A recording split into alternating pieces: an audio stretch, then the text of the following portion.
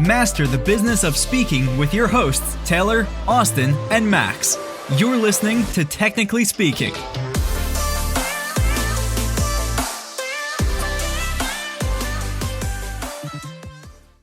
Welcome to another episode of Technically Speaking. We are very excited about today's guest, Mr. Dave Reed, CTO and one of the founding principals of eSpeakers. Dave has championed the use of technology in the speaking industry since 1999. At least to say he's been doing it a while. The company he co-founded, eSpeakers, was his third .com startup and has grown to influence thousands of speakers, event organizers, speakers bureaus, and even associations. Through eSpeakers, Dave helps event organizers and speakers come together to impact audiences throughout the world. He was educated as a computer scientist, so he knows the nuts and bolts, but what he's passionate about is the specific ways that technology can help the speaking industry do more of what it does best. And when he's not working, you'll find Dave playing with his kids, volunteering with the Boy Scouts, on the running trail, or gathered around the table with friends playing a complicated European board game. Don't let me forget to ask that question, Dave. But thanks for being here. Welcome to the show. All right, I'll show my true nerd colors there. I'm very excited to hear about that, Max. Let's not forget about that question, huh? Yeah, this is Dave Reed, the board game Enigma. We have to solve this together, so yeah. you'll have to clue us in. Well, Dave, thanks for being here, man. It's really good to have you. Hey, it's a pleasure. It's great. I haven't seen you and Max for a little bit. It's great to see you guys again, and great to be on the show. Yeah, absolutely. Always, for sure. So look, like the title speaks for itself today, right? The speaking industry as we know it just isn't going back to normal. And this is really a conversation of what we need to do about it. Now, recently, I mean, you guys were on the ball right away as soon as virtual started picking up and you guys released your virtual certification.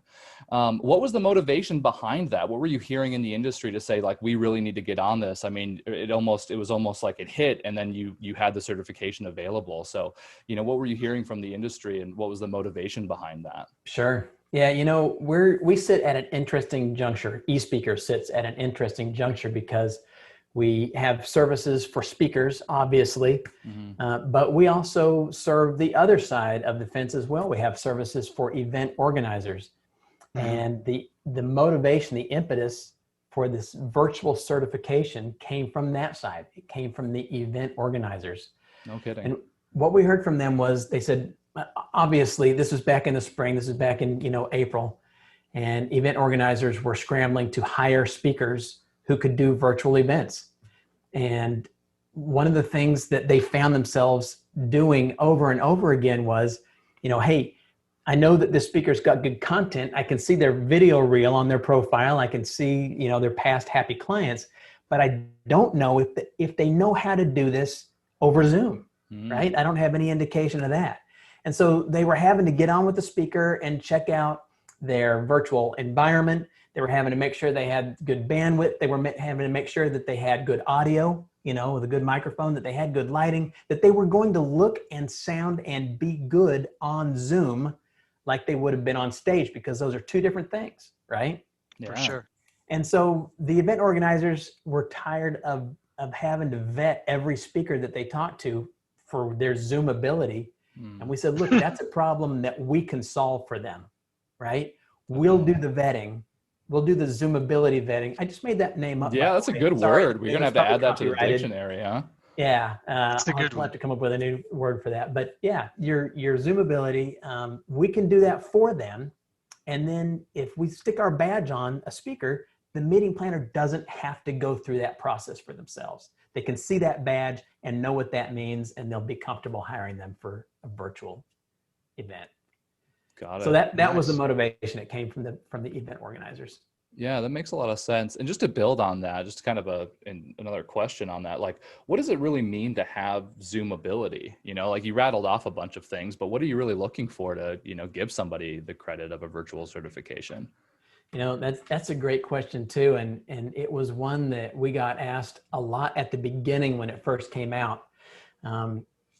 Because it's not just, it's not just the speaker filling out some form that says, yes, I know how to launch a Zoom, and then we give them our stamp. It's not that. We actually get one of our staff online. The assessment takes about 20 minutes, and it's done through Zoom. So we're seeing them in situ there, and we test their bandwidth to make sure they've got good bandwidth down and up. We look at their background and their office environment, make sure it's professional. Nice. We listen to their audio. We talk to them about their equipment and their microphone. We look at their lighting. We check the alignment of the camera to their eye height.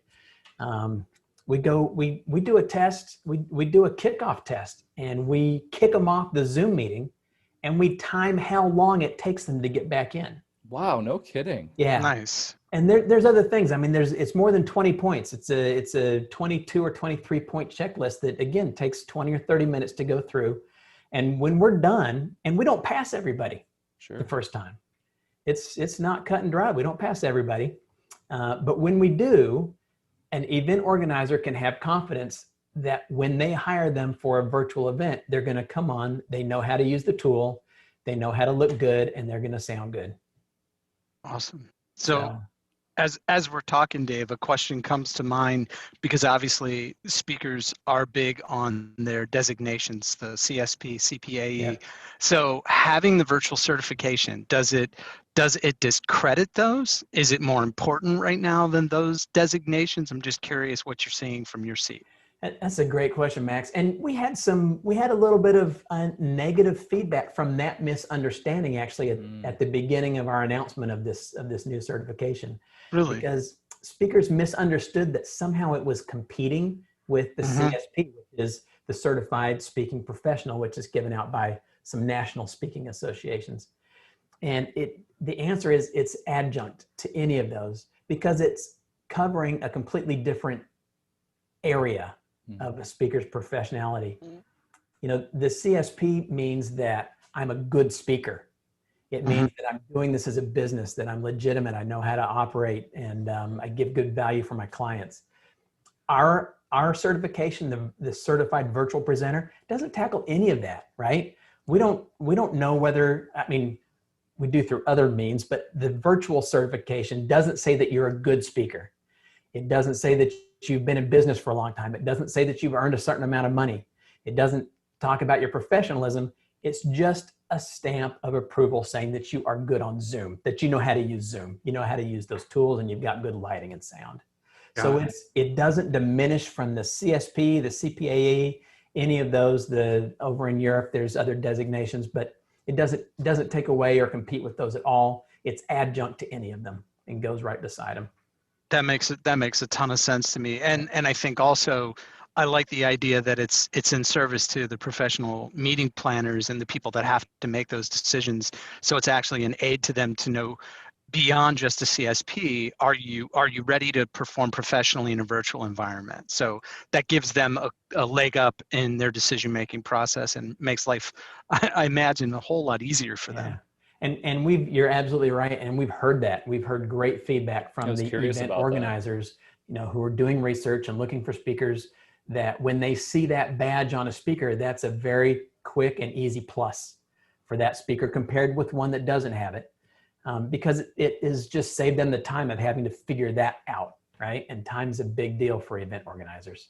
Definitely. Totally. It's the thing that we've too been talking to our students about, because we'll have this question pop up, like, is it really worth getting the virtual certification? And this is the very first thing we see. It's like, if you can do anything to ease the customer journey and give them more confidence in your ability, there is no wrong that can be done by having a certification in your back pocket to designate that, Yeah. So that's absolutely right. I mean, and there are speakers, who have pointed out, hey, look, getting this badge isn't going to instantly make my phone ring off the hook. It's not going to instantly fill my calendar. If anyone knows of that, let me know. I'd love to have that badge.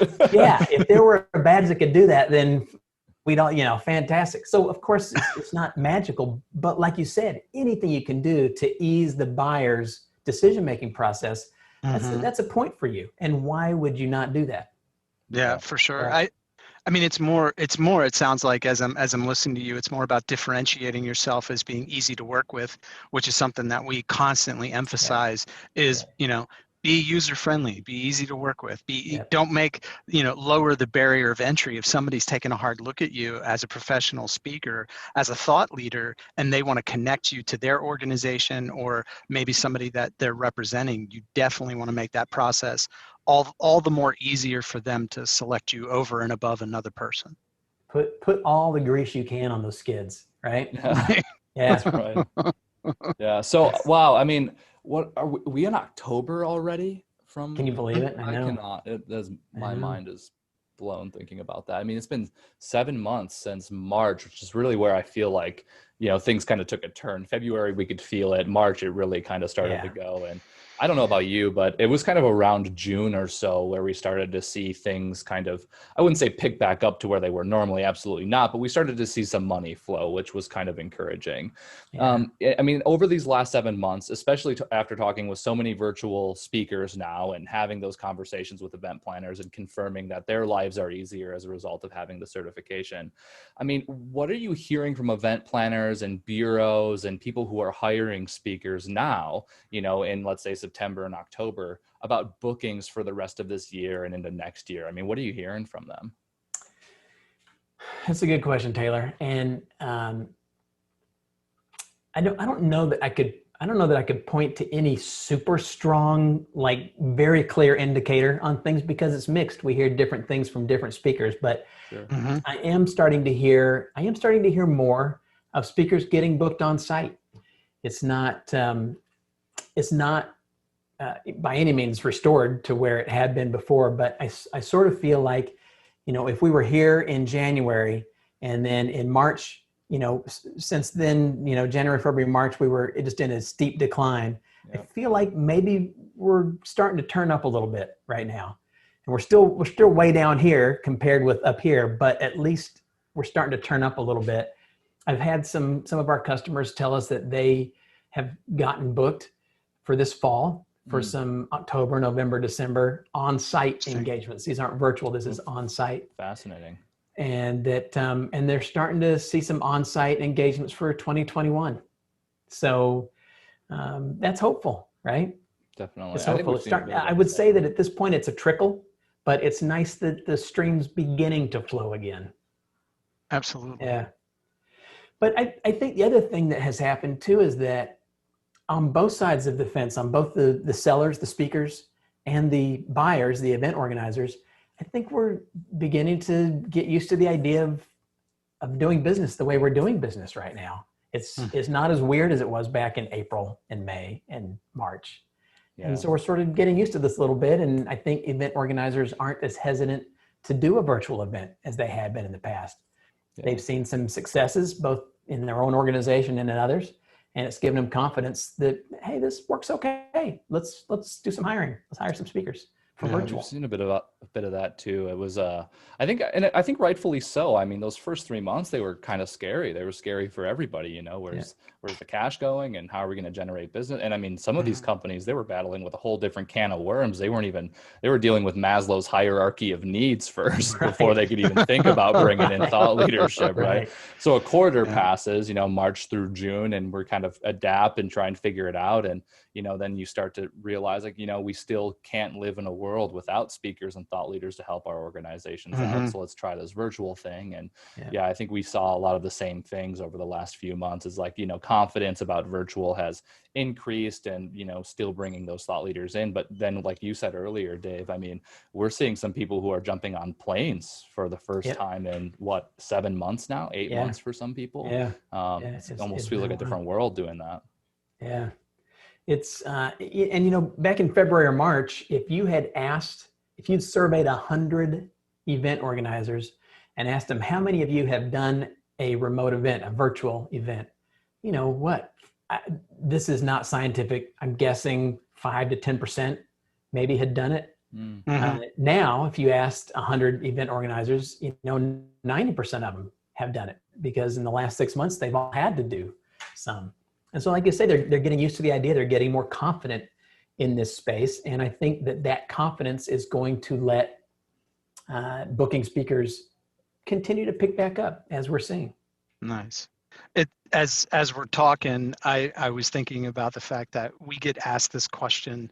It's the same question. It gets posed to us in different ways, but essentially the question is, so when are things going to go back to normal? Yeah. And I just, from your seat, you're talking to a bunch of folks, but on both sides of the fence, like you mentioned, meeting professionals and speakers. What's your take? I'm wondering what you're hearing, what you're seeing. Oh, I know exactly when things are going to go back to normal. Good. You want to know? Yeah, absolutely. Yeah, for sure. Never. Never. Never is the answer. Yeah, that's right. Yeah. Never is the answer. Things are never going to go back to normal. Yeah. We're obviously on-site events will come back. We'll get a vaccine and on-site events will come back because nothing can replace an on-site event. Everybody agrees with that.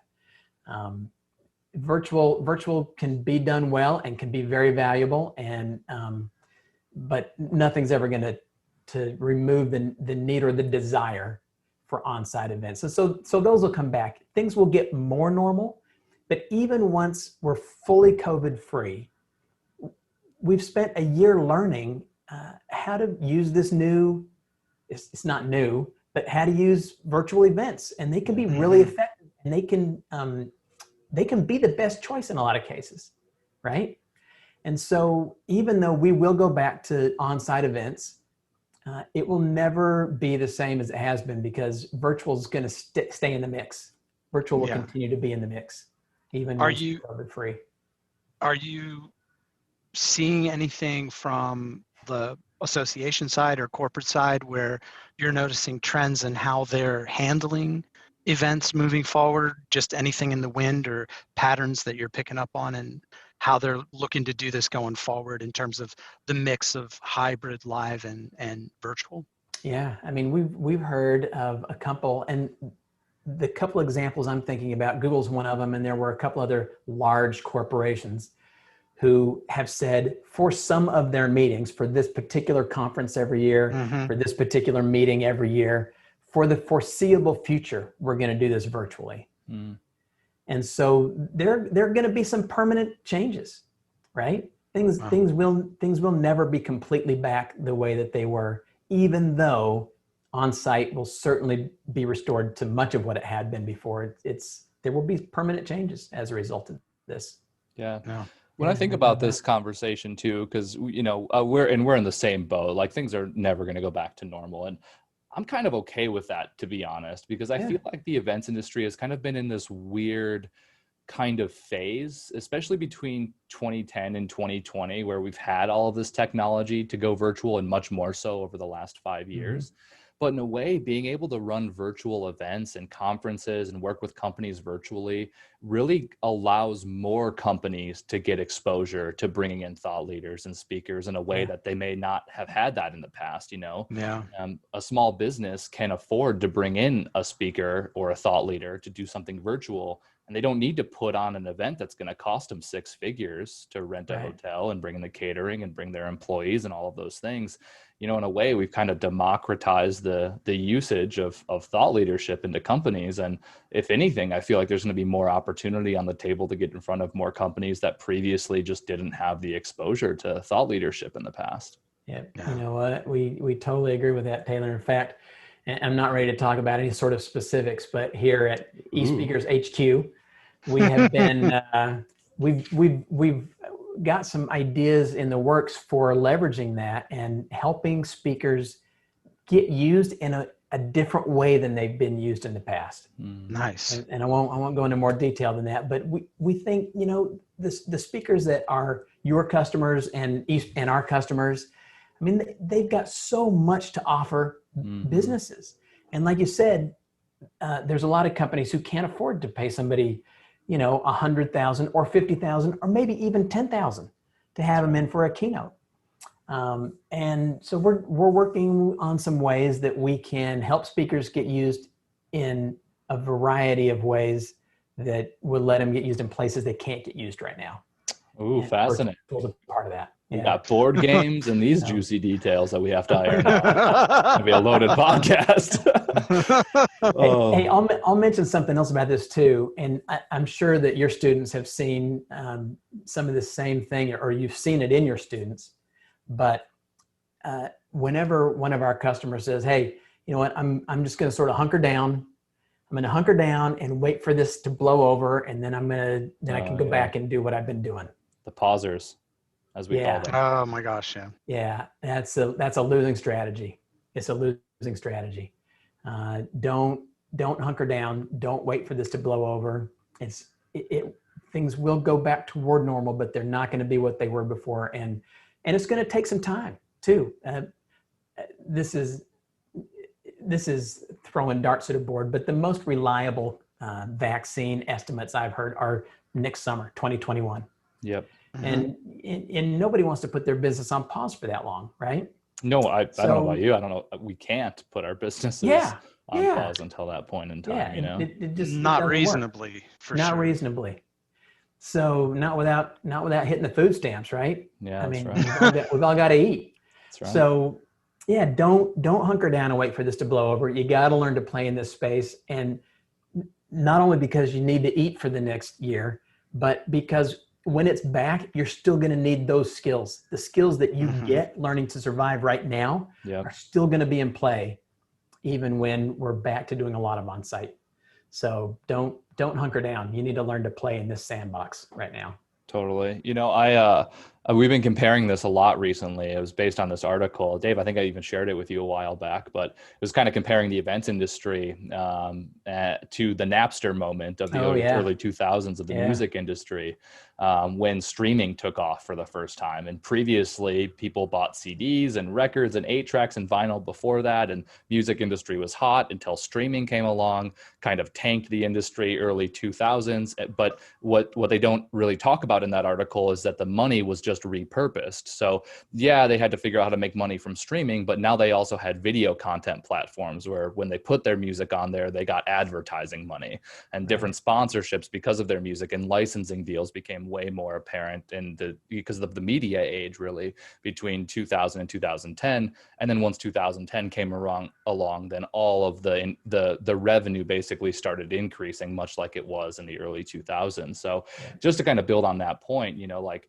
it's going to take, you know, the money I don't think is gone. It's just repurposed, basically. And how you deliver your thought leadership is going to change. And developing those skills now is what's going to make you that much more stable over, you know, the next 5, 10. And I mean, look, if you can adapt your thought leadership business now and come out on the other side, what else is going to hold you back as you continue to grow your business? You know, I don't think versus much. You know, back to your analogy, you imagine a record label who had said, look, we just need to batten the hatches until CDs come back, and till the streaming thing blows over and CDs come back, right? Yep, that's we just got to batten the hatches till then. I mean, they're dead now. If they said that, they're dead. That's exactly right.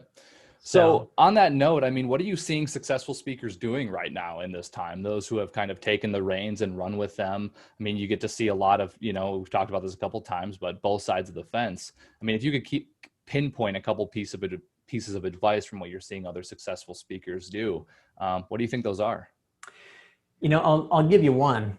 I'll give you one idea, and this is not a new idea, but any of our listeners who have not picked up on this yet are going to benefit from thinking about this. Some of the most successful speakers that I've seen over the last few years, and it's been amplified by what we're going through right now, are the ones who have figured out that clients are hiring you for a result. They're not hiring you for entertainment. I mean, unless you're an entertainer, right? Right.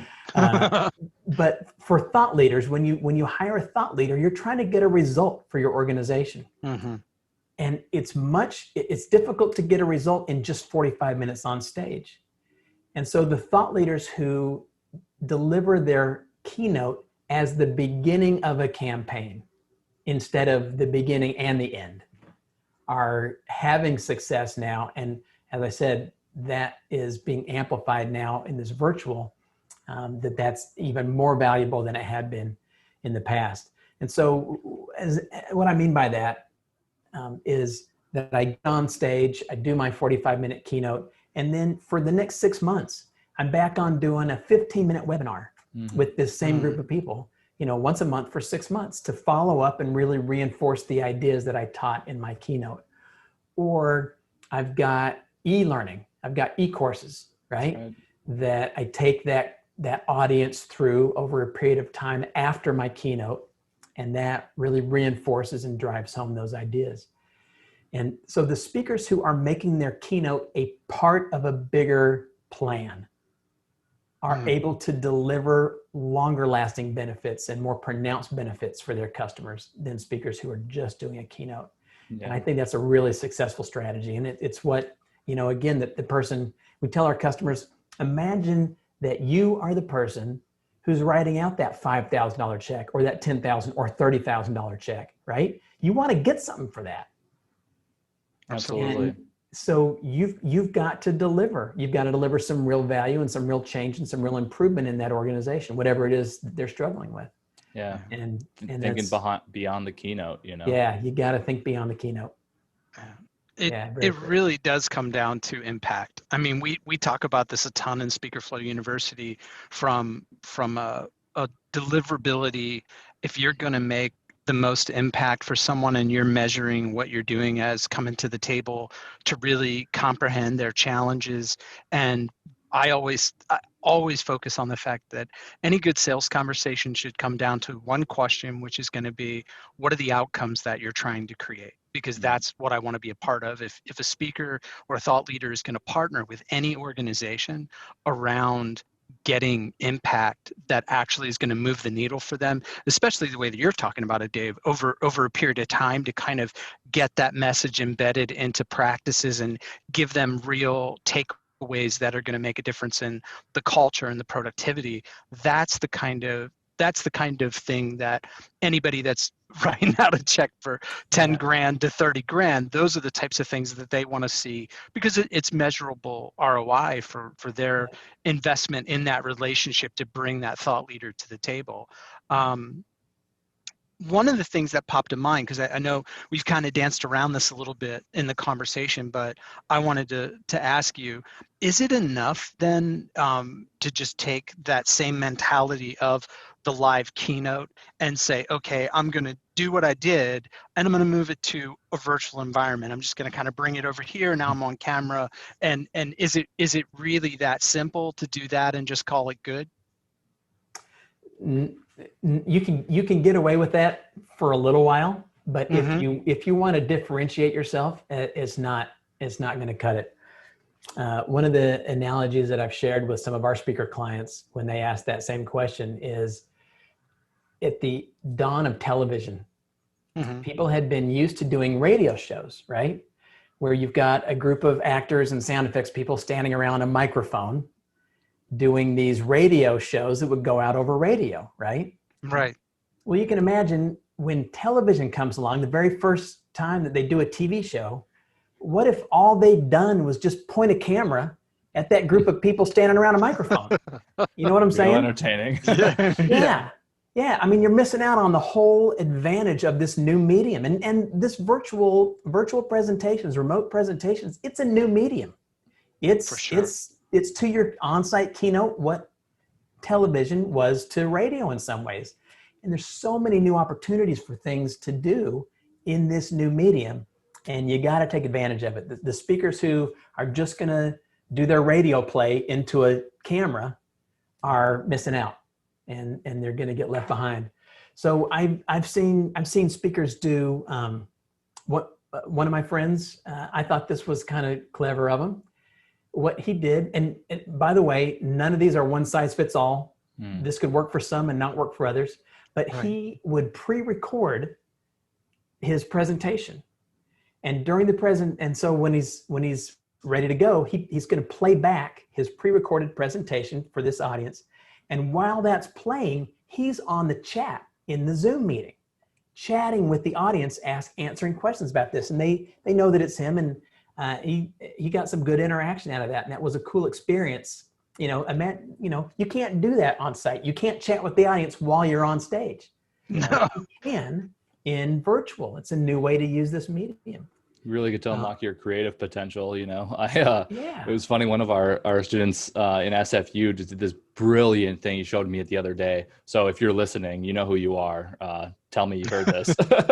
But he basically did a pre-recorded segment, and he's a musician. So he like brings the guitar out and does the whole thing. And what he does is he did a pre-recorded segment, and then he spliced the 3 different versions of himself playing a song together. Like cool. 2 different like versions of his guitar, another version of him in the same room wearing the same shirt playing harmonica. But because you can do all this in post-production, you can basically insert yourself 3 different times in a pre-recorded session and interact with yourself for the audience. I mean, it's kind of a fun time to be able to play with these things when you couldn't really do that before in a live environment, Get creative.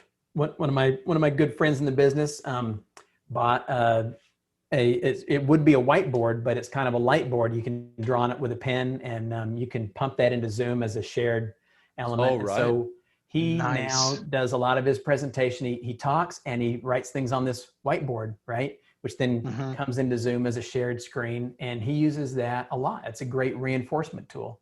He couldn't have done that on stage, right? He's using the new medium that way. If you're not using Q&A, for heaven's sake, use Q&A. If you're not using chat rooms are very popular, very powerful tool. Breakout rooms, very powerful, very popular. The majority of the speakers that have certified, that's one of the questions that we ask on that virtual presenter certification we talked about before. That's one of the questions we ask. It's not required to pass, but we do ask it, and we show it on their certificate if you use breakout rooms regularly. And most presenters do.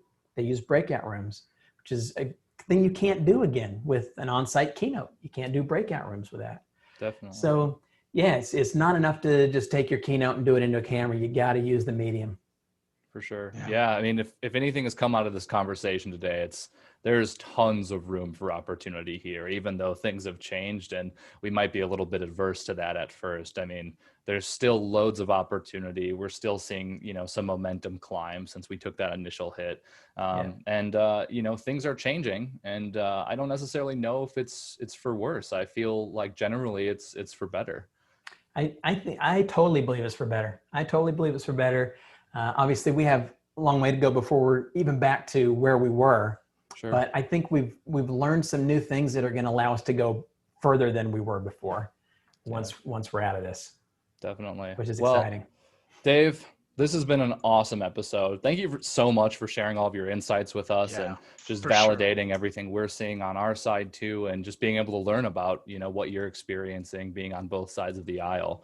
And as you know, everyone listening to, we're all about creating value here. So what are some of the things you're working on that our listeners can benefit from? Boy, Taylor, you know what? If you've got listeners who, I know we talked about this earlier, but if you've got listeners who have not yet got their certified virtual presenter badge, I'm sure we do. Then for heaven's sakes, and especially if you're an eSpeakers customer at the Plus or Pro level, it's free.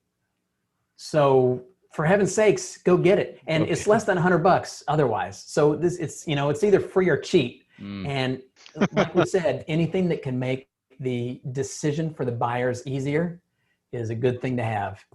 So yeah, come get your certified virtual presenter badge from us. Sign up, and if you just go to eSpeakers.com, there's a link right on the homepage for certified virtual presenter. Just click that, and you'll be on your way.